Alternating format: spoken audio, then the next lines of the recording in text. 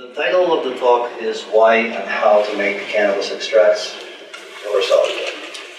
And water-soluble isn't close. And that is because it is technically incorrect. From the chemistry perspective, water-soluble means able to separate into individual molecules or ions in the solvent, in this case in water.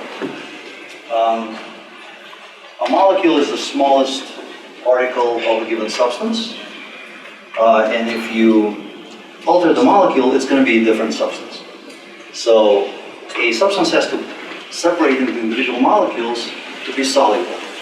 Now oils don't do that in water. Water is not able to dissolve an oil. And cannabis extracts are oils. So you can't really make them water soluble without altering the molecule. And if you alter the molecule, they will not be the same substance anymore. So technically, people like to say water soluble, but it's technically untrue. What you could do though is make them water compatible, which is a better term, and make them appear and behave as if they were water soluble for all intents and purposes. It's essentially the same thing, but technically it's important to remember the difference because it does show up in certain situations. What did I do? Oh, very briefly, our company offers equipment and some peripheral formulations, we call it nano-stabilizer and some other things, for three things. We have been involved in the design and manufacture or enabling others to manufacture nanoemulsions and liposomes for some time, for about 10 years, mostly for the pharmaceutical industry. Also cell disruption, which is a similar process where you, instead of breaking up the oil droplets, you break up the cells and you release whatever's inside, and that's used in extraction and some other biofuel applications and things like that. And then we have other applications that wouldn't be relevant to this talk, like degassing and alternative fuels. But a couple of years ago, medical cannabis discovered the need for water-compatible formulations, and we just got lucky. We were ready for it because we already knew how to make nanoemulsions, which is essentially the type of formulation that makes oils appear to be water-soluble. So we ran with it, and I think medical cannabis is probably 80% of what we do these days. So why would anybody bother? Why would anybody be interested in making nanoemulsions out of cannabis extracts? Well, for some very kind of in-demand reasons. First of all, the bioavailability goes up. It starts to behave more like alcohol. The onset of action is much shorter. You can mix cannabis into beverages very easily. They can be translucent, so they disappear into water. They become completely transparent. You don't see them in there, but they're in there. These products are stable. They can be all natural and non-toxic. And basically, it looks like this. You take, in this case, a milliliter of a 20 milligrams per milliliter CBD nanoemulsion. So now we just added 20 milligrams of CBD into water. Give it a stir. It disappears into it. And these two bottles, one has it, the other doesn't, and they look the same.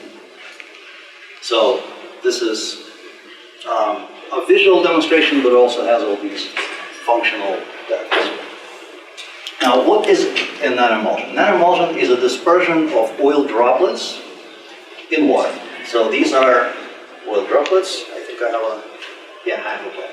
So this is mostly a carrier oil, which could be an LCT, long-chain triglyceride. And it's important to know that long-chain triglycerides work well, but MCTs generally don't. They make excellent nanoemulsions. They themselves get absorbed very nicely, but they're free fatty acids that they form after digestion make mixed micelles, and I'll mention them, that are too small to incorporate CBD or THC properly. So they are not good at shuttling the actives into the bloodstream. They are good at absorbing themselves into the bloodstream. So carrier oil could be some sort of a long-chain triglyceride, olive oil, coconut oil, or something similar. You need a bioactive, obviously, THC, CBD, whatever. It could be something entirely different. And that's inside there dissolved in the oil. You need surfactants. Surfactants are these little molecules sticking to the surface. Surfactant is an amphiphilic substance that likes both water and oil. It has a head that's hydrophilic, and that's something that likes to stick out into the water, and it has a tail that's hydrophobic, and that goes into the droplet. And they sit on the surface, they stabilize that surface, and they make sure that the droplets don't coalesce, come together and form bigger droplets, eventually separating the nanoemulsion into phases of oil and water, which is what would happen if you just stir the oil into water. It's good to add some very basic preservatives to slow down the microbial growth or stop it. It's also important to sterilize them after they're made.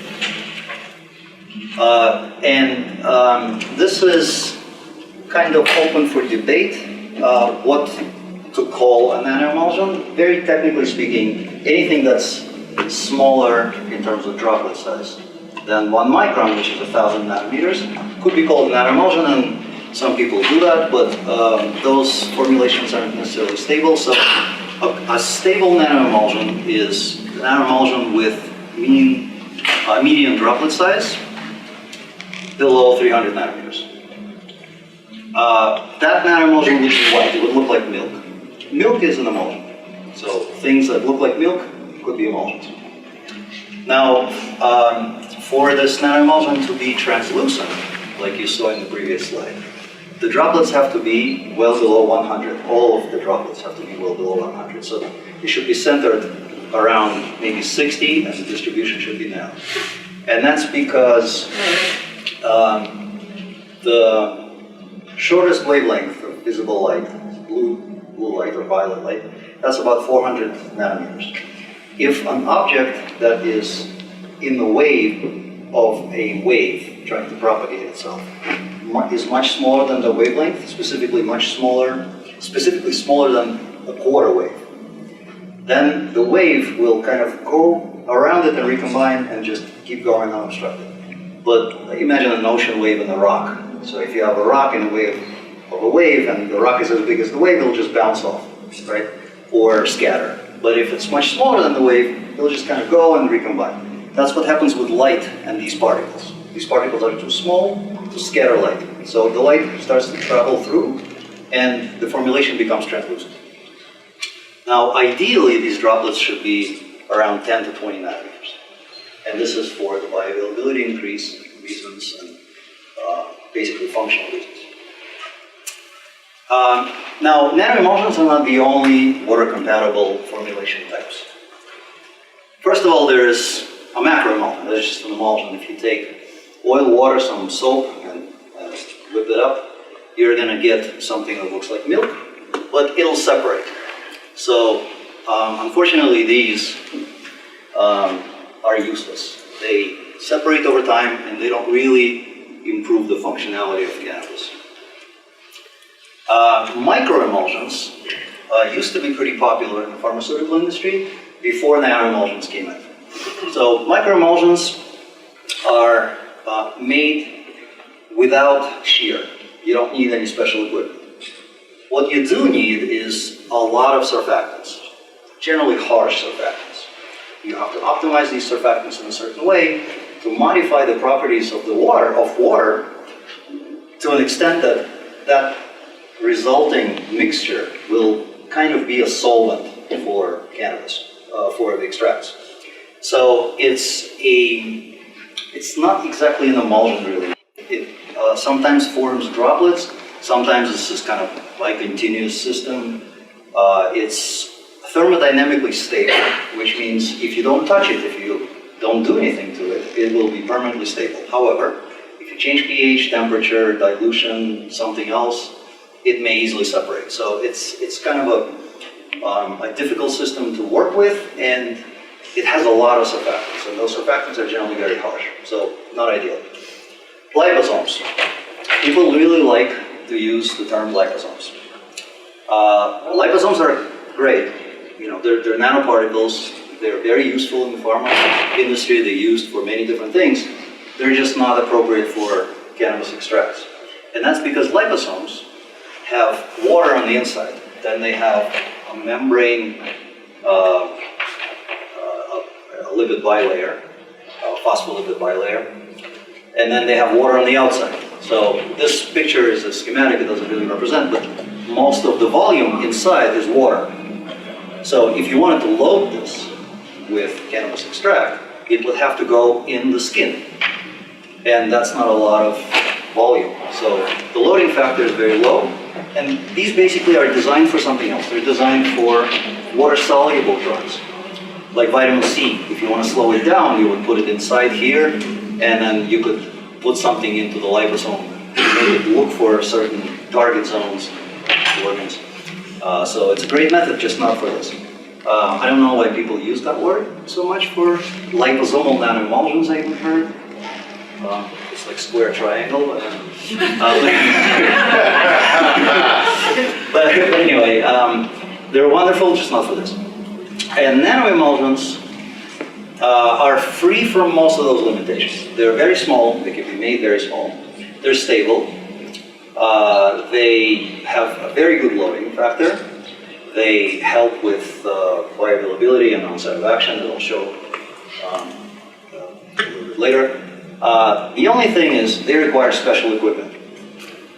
They require very high shear equipment, such as an ultrasonic, high amplitude ultrasonic processor. And they also require surfactant, but the amount of that surfactant is much, much less than, for example, here. And the surfactants could be mild. Now, let's talk about delivery. So these are 4 main delivery methods. Oral, which is when you swallow a capsule or an edible. Pulmonary is when you smoke or dab or vape. Transmucosal is when you put something under your tongue and it just goes directly to the bloodstream that way, or intranasal, ocular, or rectal. And transdermal is when it goes through the skin. Topicals don't go into the bloodstream, and transdermals do, or as much as they can. So there are serious disadvantages to each of the existing methods. And I'm going to make the case that nanoemulsions can help essentially with each one. So orals, everybody knows, low bioavailability, very delayed onset. If it's recreational, then the typical case would be you swallow a dose, nothing happens. After an hour, you get annoyed. Maybe after an hour and 15, you start to maybe feel something. You didn't take enough, maybe. You take another dose. After 3 hours, you are orbiting the moon. Right, and also it depends on what you ate. If you didn't eat, it's not going to hit you. If you did, then it better be a fatty meal for reasons I'll explain. And then on different days, it will hit you differently. It's very unpredictable, and it's not prescribable, therefore. It's very difficult to prescribe. Now, vaping is, or smoking or dabbing is much faster. That's the attraction of it. It's great for recreational. There's all kinds of psychological components to it. But it's not for all patients. Not everybody wants to vape or dab or smoke. It's harsh. Also, it's somewhat unpredictable because you exhale, and everybody exhales differently. So it's also hard to prescribe when you don't know how people are going to hold it in and exhale, you know, what their lung capacity is like. Sublingual and other transmucosal methods are somewhat inconvenient. They're fast, they have a lot of advantages, But it's hard to hold something under your tongue and not swallow, or not let saliva wash it down. And if it does, and it always does a little bit, and differently for everybody, it crosses over into digestive absorption now, which has all these other problems. And then transdermal is, I mean, when it's topical, it's necessary because that's what you're trying to apply, but if you're just trying to get into the bloodstream, there are much better methods and faster and more complete methods of getting there. Now, with nanoemulsions, well, digestively, you could just make a beverage. And frankly, I would stop right there. Consider alcohol. If you could vape alcohol, yes. You could do something else. I mean, you could put it under your tongue, but why would you? Just have a drink and just relax, right? So, if this gives you what you want, which is fast onset, good bioavailability, predictable dosing, then you're good to go. And it does, as far as we know. Now, if you really wanted to go through your lungs, for example, you want to do something local with your lungs, then nanoemulsions can be nebulized. Little ultrasonic devices will make what looks like vapor out of them, and that can be inhaled. Sublingual, instead of using alcohol as your base, you could use water as your base and make a tincture and put it under your tongue if you must. So this could be milder if there's no alcohol, it doesn't hurt you, doesn't burn you, and it works very well. Dr. Shea talked about this yesterday, and I think they still have some samples there.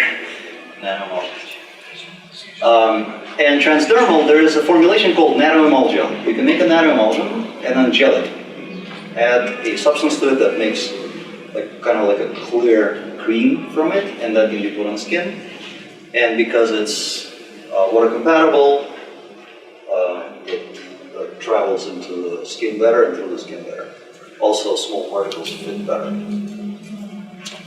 Now, let's talk about translucency a little bit and how it relates to the droplet size. So, smaller droplets translate progressively to translucency. This is a nanoemulsion. All of them are stable. This is a nanoemulsion with 177 nanometers. It's milky white. At 79, it starts to get translucent. You can't quite see the text, but if you dose this into a larger amount of water, it would be somewhat cloudy, but more or less translucent. At 50 nanometers, it's more translucent. At 34, you can see through it. At 31, you can pretty much see through it very well, and it's borderline transparent. At 10 nanometers, it's even more transparent, and when you dose it, it's completely transparent. Now, we unfortunately don't have bioavailability data. We're working on it now. But there is evidence from other actives which can be correlated with the droplet size. So this is a study done with vitamin E that was delivered as a macroemulsion. So this is a micron, 1.3 micron size, and it peaked at 3 hours and bioavailability was low. When the same thing was formulated with a smaller droplet size, still big, but smaller, it also peaked at 3 hours, but bioavailability was higher. And then as it got into the nanoemulsion range, it both increased in bioavailability and became faster. Now, if it was 10, it's very likely that it will be faster, and that's what we're working on right now. And 10 is what we make. This is one of the products made with our processors and formulations.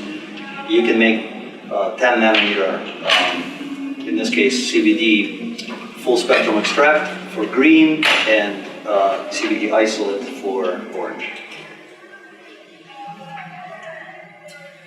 Now, why is it faster, and why is it more bioavailable?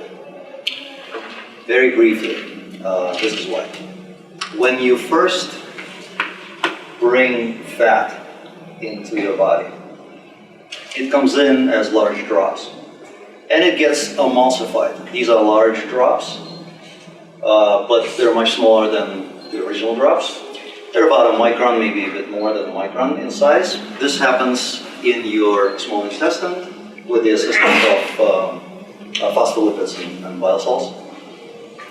And then the free fatty acids get released by digestion, triglycerides get digested, and you form what's called mixed micelles.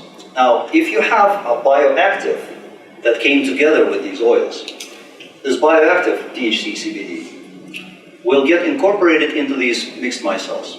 And the function of mixed micelles is to shuttle the active through the unstirred aqueous layer, which is here, to the absorption site. And they're small, they're about 8-10 nanometers in size, and they fit very nicely into this structure. So when a large emulsion droplet won't fit, and it won't be able to get absorbed properly, these small mixed micelles do fit, and they, in the vicinity of the absorption site, they release the bioactive, and that gets absorbed. Then lots of other things happen to it. It can go into the liver, it can go into the lymphatic system. I don't have time to go into this, but this takes a long time. This is why the onset of action is delayed and bioavailability is low, because you're eliminating it as it goes along. And that's why edibles have such an inconvenient profile. You bring a little bit in, and you keep bringing it in. You're already feeling it, but more is still sitting in your stomach, and you keep bringing it in, and so it's never flat. Now, if you brought this in directly, you would skip this whole process. It would just all get absorbed together, and this is what nanoemulsions are. These are 10 nanometer droplets, which is what nanoemulsions provide. So you skip all this prep, and it becomes kind of like sublingual, except in your stomach. And stomach is how you're meant to bring things into your body, really. This is a processor that we offer, and I wanted to show you very quickly, maybe you don't have time for mechanisms about how exactly this works, but maybe three minutes. Okay, it works by what's called ultrasonic cavitation. This is a horn, it's a functional part of the processor. It creates cavitation, which is the formation of vacuum bubbles, tiny vacuum bubbles that grow. They have nothing inside vacuum, and then they implode, creating microjets. This microjet hits whatever is near it and breaks it into pieces. So they'll hit bigger drops and make smaller drops out of them. And it's important when you scale up to maintain what's called ultrasonic amplitude, which corresponds to the intensity of this cavitation. And we offer small, medium, and large systems. Smaller systems are not for production, they're R&D. Bigger systems, bench scale system can make 25,000 doses an hour. Bigger system can make 200,000 doses an hour, so you can really produce a lot of product. It's not for personal use, it's business to business what we offer, but we can enable a company to produce a line of product with a single process. We also offer what's called nano-stabilizer, which is the rest of the formulation. Carrier oils, all surfactants, all in one jar, all kind of set up for you so you don't have to do your own R&D. This video shows what it looks like. This is basically where I was driving to. So there are two things going on, and I'll animate this in a second. This is a flow-through processor. The horn that I was mentioning is in here. It's a flow cell or reactor chamber. So your premix is here. It's going to flow through the chamber and out and recirculate that way. And we have a light behind this hose. And this is kind of a shot towards the end of the video. But when I started, you'll see there's no light coming through in the beginning, but as the droplets become smaller, it starts to become translucent and it looks like magic. This is the same experiment done in the batch mode in a beaker, only just so you can see what's going on. And the timing is different. This is actually much slower, but I accelerated the video, so I matched the times. This is what it looks like. So in the beginning, you don't see through this, and you don't see the horn inside. And as the time passes, you can start seeing the light. And here, You start seeing the horn very slowly. But here it is. So this is a substantial amount of oil in water, which at the end will essentially look like a solution. And at the loading of about 50 milligrams per milliliter, each milliliter is 5 doses, if 10 milligrams is a dose. So there's a lot of product in here, and there's a lot more in here. And with this, I'll take any questions, and let's drink some nanoemulsions. You said bioavailability is increased, you didn't have numbers? No, I don't have numbers, unfortunately. We're doing it. Do you have ideas? Yes, I do, and I actually have numbers, just not here, but not for cannabis. Bioavailability increase, in this case, actually belongs to the delivery vehicle rather than to the substance that you're delivering. So it roughly ends up being the same for everything. And that is about a factor of 5 to 10. Some people claim 10. I think it's a bit ambitious, too ambitious. 5 is reasonable, and I think it could be about 7. So 10 milligrams of a nanoemulsion is a lot. You take 10 milligrams of THC, nanoemulsified, on an empty stomach, followed by a little bit of food. It's a strong dose. So one of the very few people realize how poor, sorry, apologize for my cold, how poor the bioavailability is overall in CBD. Highly, highly variable. It's 6%. 6%. Looking at, it's usually quoted as 6%. 6%. And, you know, but that means 0 to 50% because of the huge range. And it's complicated by the fact that the metabolism yields inert metabolites. Right. And so I mean, I don't know. This may be a simple issue, but will what you're doing not only affect absorption, but will it have an influence on metabolites? Are we going to have those answers? I don't know the answer to that. This obviously needs a lot of research, but what seems to be possible to do is direct the actives into the bloodstream and liver right away. So get the first pass effect and maybe delta 11 THC therefore, or bypass the liver. I'm sorry. So one more time. What seems to be possible is to direct the actives, THC, for example, into the bloodstream and not into the lymphatic system, so that it does go through the liver and forms hydroxy 11 THC, or make it go into the lymph and bypass the liver. Takes a little longer, but the bioavailability seems to go up, although that has to be verified. So there's a lot of control, because if you take an edible on an empty stomach, it won't get in. You need fats to bring it in. You need chylomicrons in your absorptive cells. It has to get there, and that's going to send it to the liver. If you don't have chylomicrons, if you don't have the fat, you won't form mixed micelles. So it'll never get to the site. It'll never get absorbed. You'll just eliminate it. Bioavailability is nothing, right? With nanoemulsions, it's not so. You don't need micelles. You already have it.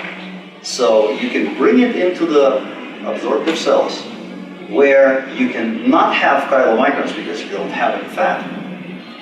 So they have no other place to go but directly to the blood. I think it's the only way, potentially, to bring things into the blood only digestively. Oh, I agree. And I think the lymphatic issue is a key issue that needs to, you mentioned high-fat meals. I'm not sure everybody caught why that's important and why the lymphatic system is a way of bypassing first pass effect. Yeah. But we need the numbers. Yeah, everybody does. We do too, and we're working on it now. Hopefully, I mean, maybe next time this happens, so happen. Yeah. Yeah. Couple of questions. Why did you make a point, and you even had a little animation that you have to drop the nanoemulsion into another body of water? Can't you just consume the nanoemulsion you made? And second question is, second question is, how do you deal with the stability of these nanoemulsions since they're not thermodynamically stable? Right. So the answer to your first question is no, you don't. You could just have it directly, but it's generally pretty concentrated. So if you want to put a couple of drops, 4 drops for 50 mg per mil is generally 10 mg. So you could do that. You could put that under your tongue. That'll work. As far as stability, they are kinetically stable. Kinetically stable is, imagine that you have a shelf and you put a book on that shelf. It's stable on that shelf because it can't get out. But if you remove the shelf, it'll fall down. So thermodynamically stable in this system within the room would be on the floor. There's no lower place. Theoretically, if it's here, like this thing, is not thermodynamically stable. It's kinetically stable though, because it can't get out of the situation unless I push it. So nanoemulsions sit in a very nice pocket and they can't get out of it. It's very difficult to break one. We're working on water-based extraction of cannabis now because we can make cannabis believe that it dissolves in water. So we replace the solvents and we're working on just doing it with water, which would be wonderful, another thing that I hope to be able to present soon. And we are able to extract. But we end up with a nanoemulsion that's very difficult to break. It's the inverse problem. So that answers. So they just are stable? They're stable. They're kinetically stable. Not thermodynamically. Go ahead. How do you change the time that it's effective? So it hits you faster, but then how long does it last? Yeah, so we have anecdotal evidence from people who make THC products, and there's a lot of evidence. So it comes in after about 15 minutes, you start to feel it. After half an hour or so, it's at the maximum. Then it's flat for about 3 hours and then drops off. Just like Sublingual. Just like sublingual, or just like whiskey or whatever, alcohol, glass of wine, it does the same. What about long-term stability, shelf stability, sensitivity to light, sensitivity to heat? All cannabinoids are lipophilic naturally and therefore also subject to degradation and oxidation. So when you change into the water-soluble formats, do you increase the shelf stability, temperature stability, light stability, or have no effect or decrease it? Yeah, so light stability decreases because it's transparent, so light can access everything. So these things have to be in dark bottles. Thermal stability, we don't notice pretty much any effect of temperature. And we're talking about the chemical stability of the active, not of the nanoemulsion itself separated, right? So light is a problem. Heat doesn't seem to be. Oxygen probably would be, but ultrasonic processing degasses liquids. It's just an interesting side effect. So the oxygen content of nanoemulsion is pretty low, and if you keep it closed, In a closed seal container, maybe with some nitrogen in it. that would be probably better, but we have nanoemulsions that were made half a year ago, and if they're properly stored, not even in the fridge. In the fridge is probably better, but it doesn't seem to be necessary. Right, and then the last thing is, what would THC degrade to CBN in a water-soluble setting? Would it be more than typical, less than current? Any data on that degradation process? No hard data, but light makes CBN out of it. Yeah. And so that does increase if you allow light. One other thing that happens is microbial action. Oh yeah, I love liposomes. Huh? Microbes love liposomes. They love water and whatever fats are swimming in it, and if there are some phospholipids for them to eat, they love that even more. So these things luckily can be sterile filtered. They're so small, they fit through 220 nanometer filters very easily, and you have to sterilize the container. And if you sterilized everything and there's some preservatives there, they last. If you didn't, In a week, there's going to be stuff floating in it and very happy fungus getting high in your product.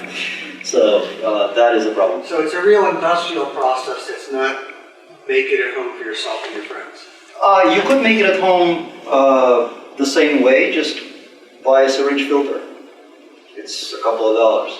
And you know, if you make 50 milliliters, that'll last you, what is that, 250 doses. So you and your friends for a couple of weeks can have a good time. Just filter it.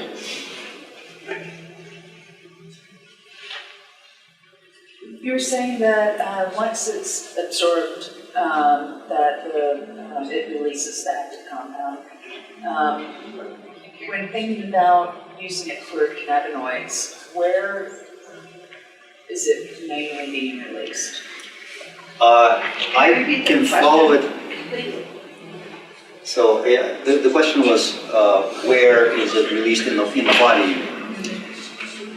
So we follow it only until it's in your bloodstream or in your lymph. After that, it just becomes like anything else. But when does it release that? When? So because it goes through the stomach. If we're talking about digestive absorption, it's the same thing as if you consumed an edible. Just the profile is different. But if you consume an edible with some fat, it'll go into the lymphatic system, and nanoemulsions also will do the same. If you didn't have any fat, then at least theoretically, and we still have to study this better, but they go into the bloodstream, not into the lymphatic system, because there are no chylomicrons present on an empty stomach. So that goes into the bloodstream, which goes into the liver, and then follows from there. So it gets a first pass effect, and some of it metabolizes into hydroxy-11, and then it just stays in the blood, and then goes wherever those things would normally go. So in that way, it behaves more like a sublingual, except it enters in a different place. Is there, I've been told that kind of liposomal encapsulation on a nano size is really good drug Can't hear delivery. you. Sir, can you? It's a very good drug delivery system to get it inside the cell. But with cannabinoids, the receptor sites are on the outside of the cell, so that's where I was wondering, when does it release the active? Yeah, I remember you asked that question yesterday. Yeah. So this assumes that the entire liposome is in the bloodstream, and that is not necessarily, well, probably not at all true. Sir, what was the question? The question is it better, well, I think I'm going to rephrase it. Does the fact that it's in the liposome affect how it functions and where it goes in the blood? But that assumes that the entire liposome or nanoemulsion droplet is in the blood, but that's not so. All it does is it brings it to the absorption site. After that, it's on its own. Your delivery vehicle is done. Now, if you did this sublingually, then maybe. And I don't know the answer to that, but possibly sublingually, the entire thing can go in. And then if it's a liposome, well, no, liposomes are just not the right delivery. I think she's asking when does it release the cannabinoid? Well, yeah. So I don't know the answer to that if the entire thing is in, because I don't really know if that really happens. The only way I see it happening is if you did it sublingually. And if it does go in completely, then there are some cool things you can do to it. I think that you can actually design for it to go to certain places. There are some interesting chemotherapies that are done this way. Liposomes, but nanoemulsions can do the same. They have the same kind of outside, so you can incorporate compounds that force them to go to certain places. Would that be based on size? This is beyond what I know. Is there a range of emulsifiers that you can use? Is there some flexibility there, or is it pretty specific? No, there's a lot of flexibility. There is a lot of flexibility, but you are limited by other things. For example, you might not want certain emulsifiers in your body. So polysorbates are wonderful. They work really well, but they don't taste very well, and not everybody wants them. There's a good emulsifier if you don't want to optimize the entire formulation. It's a product called Q Natural. It's a Elijah saponin tree bark extract. It's natural. It won't get you to translucency. You can make white nanoemulsions, but they will be stable. Droplet sizes we're getting with that are about 110 nanometers. So it's not bad. And it's all natural. It's a bit bitter, but that's just the taste. And there are many other things that can be used. Easy question. My wife went into a dispensary unaccompanied. So she's learned to leave me at home. Because as soon as I come in, they all duck by the counter. And she bought some CBD water. And I said, "You bought what?" Is what she bought a result of this process, or is the CBD water that everybody in Portland seems to put on their breakfast table, is that a different process? So we have a lot of customers that buy our products and make CBD water and THC water and CBD So it is beer. this process? So it's possible that it is, and there are some alternative ways to get there, so it's possible that it's not. I don't know what you bought. You don't know. Okay. I've heard with the CBD water, if it's a plastic container, so the CBD or whatever cannabinoid has a tendency to stick to the bottle. Is that true? Yes, that's true. It's true, and there are ways to deal with it, but it's a known problem. What type of preservatives are you using? You can use anything that you'd like, actually. Good ones are potassium sorbate or sorbic acid, for example. They're used in wine or sodium benzoate. Sorbic acid is good because it dissolves in oil more than it does in water, and sodium benzoate goes in water, so you can have a little bit of, a little bit in oil, a little bit in the water, so you're completely protected. But there are many different kinds of CBDs.